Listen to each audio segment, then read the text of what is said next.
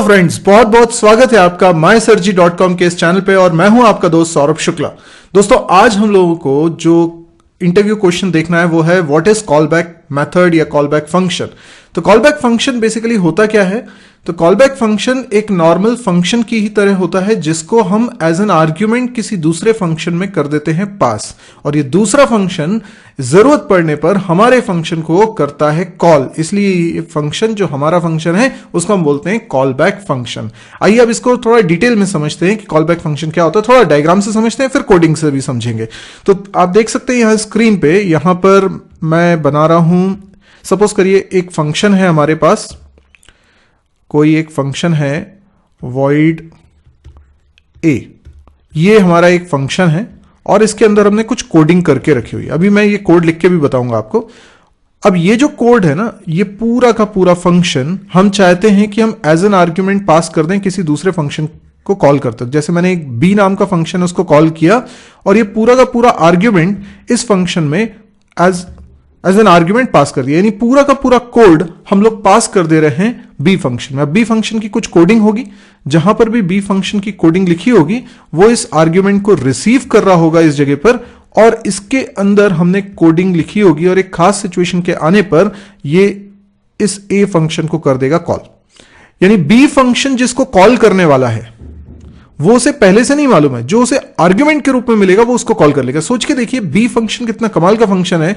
वो हमेशा एक ही फंक्शन को कॉल नहीं कर रहा है, बल्कि जितनी बार भी बी फंक्शन कॉल होता होगा, बी फंक्शन को हर बार अलग अलग आर्ग्यूमेंट मिल सकता है। तो हो सकता है मैं एक से ज्यादा फंक्शन बनाऊं, जैसे a1 फंक्शन बनाया मैंने, फिर a2 फंक्शन भी बनाया, फिर a3 फंक्शन भी बनाया, तो ऐसे कई सारे फंक्शंस बना लिए मैंने। अब मैं b फंक्शन को जब पहली बार कॉल करता हूं तो a1 का कोड पास कर देता हूं, और जब b फंक्शन को दूसरी बार कॉल करता हूं तो मैं उसमें a2 फंक्शन का कोड पास कर देता हूं। फिर b फंक्शन को मैं तीसरी बार कॉल करता हूं तो a3 फंक्शन का कोड पास कर देता हूं। इससे क्या होता है, b फंक्शन जितनी बार कॉल हो रहा है हर बार उस फंक्शन को कॉल करता है जो हमने उसे पास करके दिया। तो बी फंक्शन ऑलवेज एक ही फंक्शन को कॉल नहीं कर रहा है, बल्कि जो फंक्शन हम उसे सप्लाई कर रहे हैं वो उसको कॉल कर रहा है। ये कमाल की बात है। अब ये चीज इंप्लीमेंट कैसे होती है, इसको कोडिंग के जरिए हम कैसे करते हैं, आइए उसको समझते हैं। तो मैं यहां छोटा सा एक कोड लिखने वाला हूं। मैं थोड़ा सा जूम कर देता हूं। ये अब हम कोडिंग करने जा रहे हैं। सबसे पहले मैं एक फंक्शन बनाता हूं, दैट इज a1 बना देता हूं। मैंने लिखा void a1, ठीक है, a1, ये एक फंक्शन बना दिया, और इस फंक्शन के अंदर सिंबॉलिक कुछ कोड लिख देता हूं मैं। जैसे कि मैंने लिख दिया printf \n भी लगा देता हूं, you are in a1, ठीक है। ये मैसेज प्रिंट होगा तो हमको समझ में आ जाएगा कि a1 फंक्शन का कोड चला है। और बिल्कुल इसी तरीके से हम लोग बना लेते हैं a2 फंक्शन। देखिए, a2 फंक्शन भी बना लिया मैंने, ये नाम चेंज किया मैंने a2, और यहां कोडिंग में भी चेंजेस करता हूं a2, ठीक है। अब मैं क्या करूंगा, अब मैं b फंक्शन बनाता हूं, let's say void b, okay. और b फंक्शन एक आर्ग्यूमेंट लेने वाला है। बेसिकली हम लोगों का आइडिया ये है कि हम फंक्शन, पूरा का पूरा फंक्शन कैसे पास कर देंगे। तो हम फंक्शन का एड्रेस पास करेंगे, इसको रेफरेंस भी बोल सकते हैं आप। तो फंक्शन का एड्रेस कंटेन करने के लिए आपको फंक्शन पॉइंटर की जरूरत पड़ेगी। आपने शायद मेरे वीडियो सीरीज देखी होगी तो उसमें फंक्शन पॉइंटर के बारे में भी पढ़ा होगा।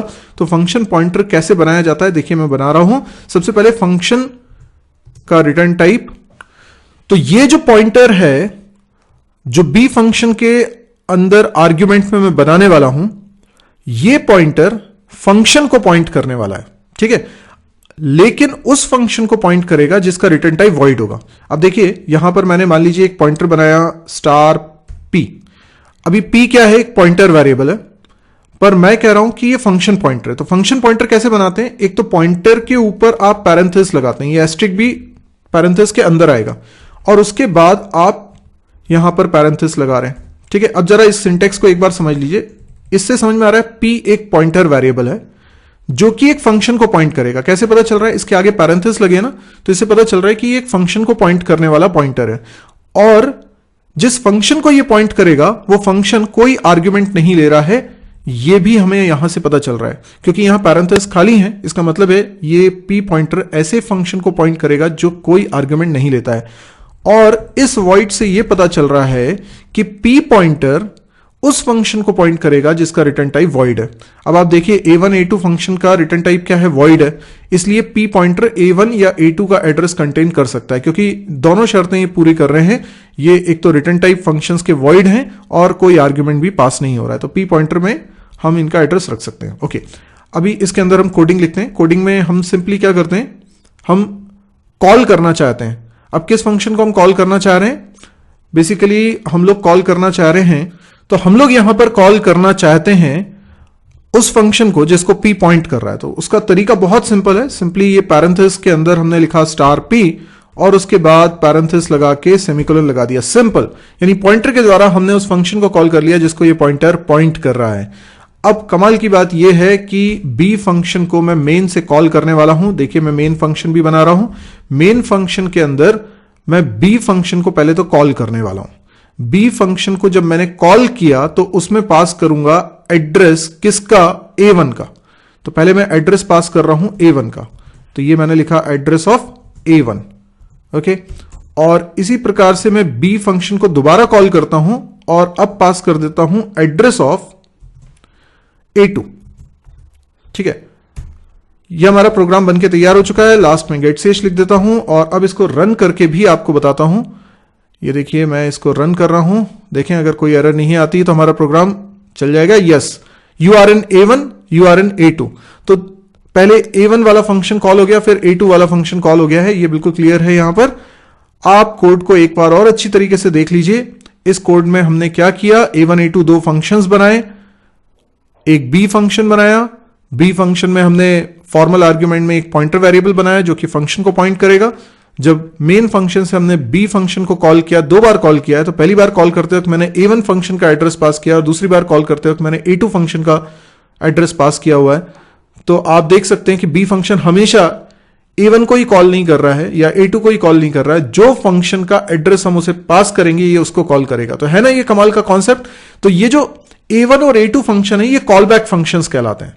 तो आई होप आपको ये सब समझ में आया होगा। अगर मजा आया, कुछ नया सीखने को मिला है तो कमेंट सेक्शन में मुझे जरूर बताइए कि आपको ये वीडियो कैसा लगा, और इसको लाइक भी करिए, सब्सक्राइब भी करिए चैनल को अगर अभी तक सब्सक्राइब नहीं किया है। और अगर आपको लगता है कि इस तरह के नॉलेज और आगे फैलना चाहिए और बढ़ना चाहिए तो आप इसको ज्यादा से ज्यादा शेयर करिए ताकि लोगों को पता चले MySirji.com के इस चैनल के बारे में, और आप लोग भी MySirji.com फैमिली का हिस्सा बनिए अगर अभी तक सब्सक्राइब नहीं किया है तो। चलिए, थैंक यू। नेक्स्ट वीडियो में फिर मिलेंगे कुछ नए कॉन्सेप्ट के साथ।